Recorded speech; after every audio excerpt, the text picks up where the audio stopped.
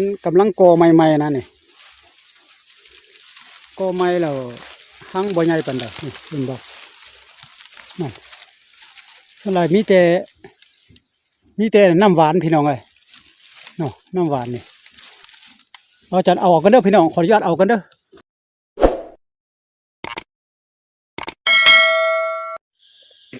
ทักทายสบายดีพี่น้องที่เข้ามาติดตามแล้วครับชมเด้อเราจัดมานี่ก็เป็นครั้งแรกมากับลูกชายพี่น้องเอ้ยจะมาเอาหังมิมนะหังมิมแต่ว่า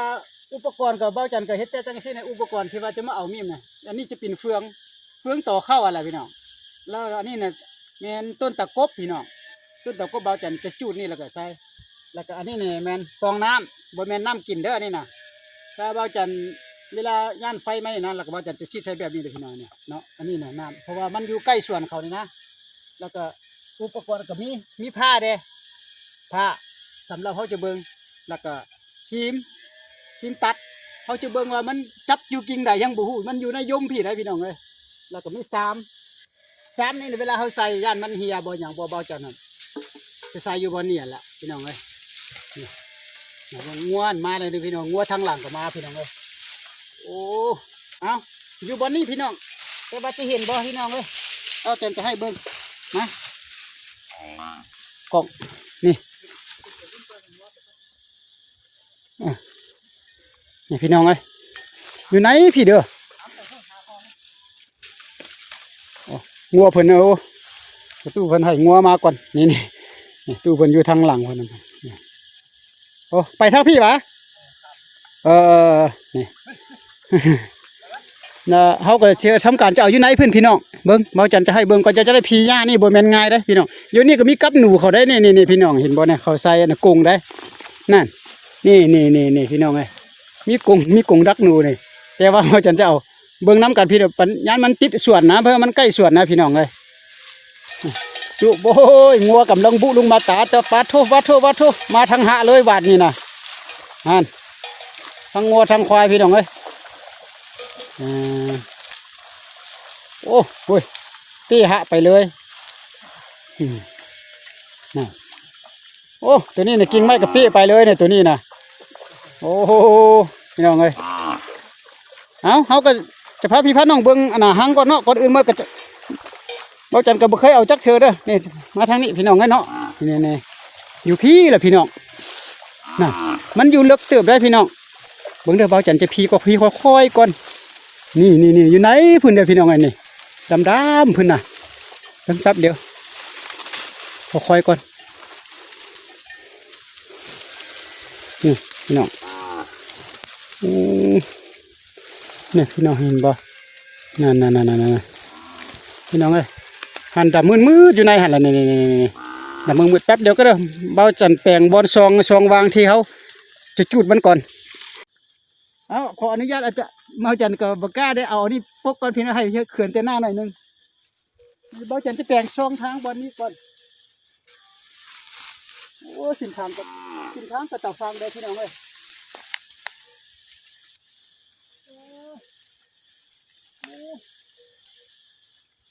มันอยู่ที่ได้พี่น้องเลย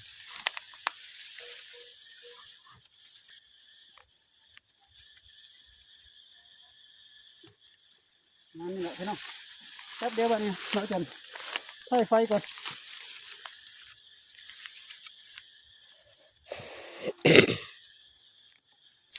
คิดกันนะย่านมันเนี่ยนะจะได้มวดไฟเลยเนี่ย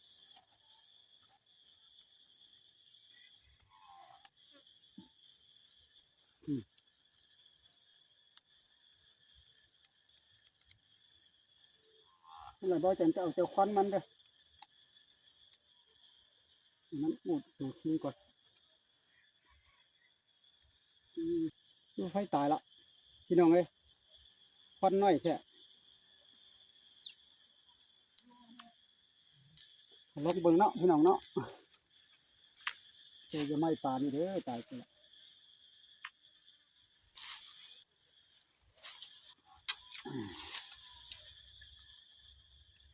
พี่น้อง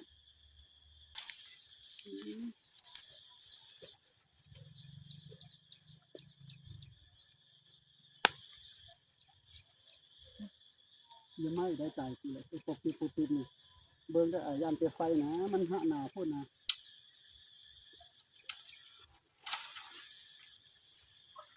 เจ๊ไม่ไว้ไก่เนาะนี่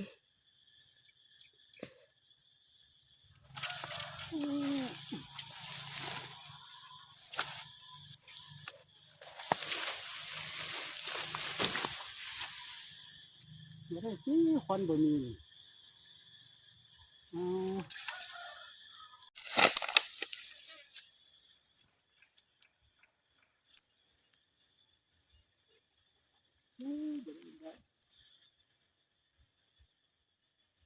ไอ้บ่ควัน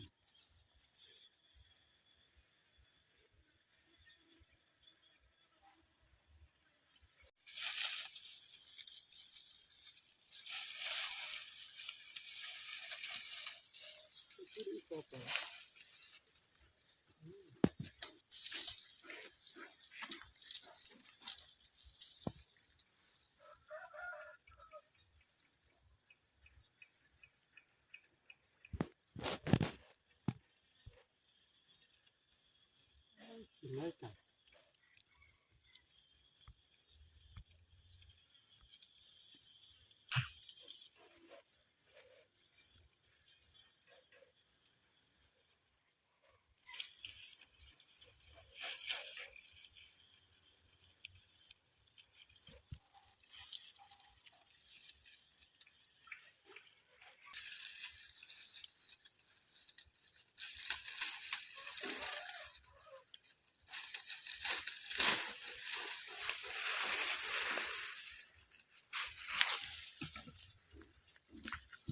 พี่น้องมันกำลังโกใหม่ๆนะนี่โกใหม่แล้วหั่งบ่ใหญ่ปานใดนี่เห็นบ่นั่นสลายมีแต่น้ำหวานพี่น้องเอ้ยเนาะน้ำหวานนี่เอาจันเอาออกกันเด้อพี่น้องขออนุญาตเอากันเด้อได้ละน้ำหวานพี่น้องเอ้ยใส่ไฟก็บ่ได้จำเป็นเฮ็ดแบบนี้เลยนะครับพี่น้องกินแต่น้ำหวานหมดนะประหยัดออกกันเนาะพี่น้องนะ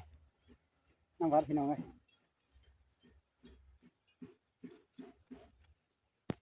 นี่นั่นแหละเอาพี่น้องได้แล้ววันนี้นะมันตกอยู่หันหน่อยหนึงแต่ได้เก็บเอาก็ได้พี่น้องมาเคลียร์เอาก่อน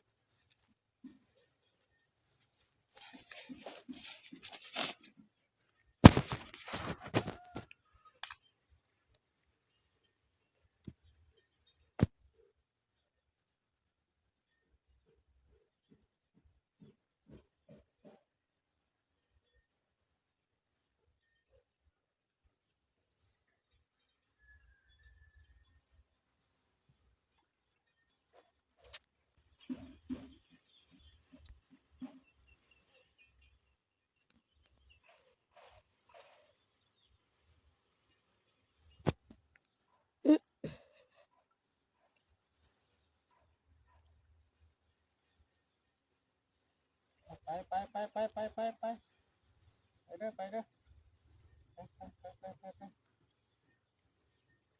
แต่กี้นี่เบาจันก็เคยเอาอยู่ได้แต่กี้นี่แต่ว่าเดี๋ยวนี้นี่หลายฟ้า10 ปีแล้วไม่ได้เอานะ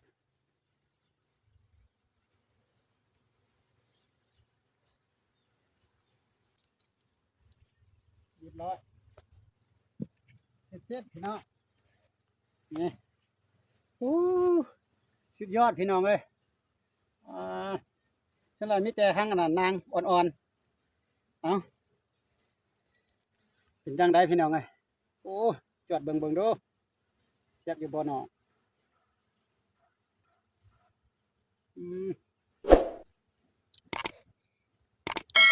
เป็นนางเลยพี่น้องประมาณนี้ละใช้ไฟบ่ได้พี่น้องเอาสำหรับคลิปนี้ก็แสดงความขอบใจด้วยพี่น้องที่เข้ามาติดตามรับชมเบาจันก็ที่ว่าครั้งแรกเอานะหั่งมิ้นมื้อนี้นะอาศัยที่ว่าคิมตัดแล้วก็ตัดเลยพี่น้อง บ่เข้าใจที่เขามาติดตามชมเบิ่งแล้วก็ฝากไลค์ฝากแชร์ฝากติดตามนำเด้อเพื่อบ่เป็นการพลาดคลิปใหม่ๆของเบาจันมีแต่น้ำหวานน้อยเดียวพี่น้องได้กินสำเร็จเอาสำนั้นพบกันใหม่ในคลิปหน้าสำหรับคลิปนี้สวัสดีครับพี่น้อง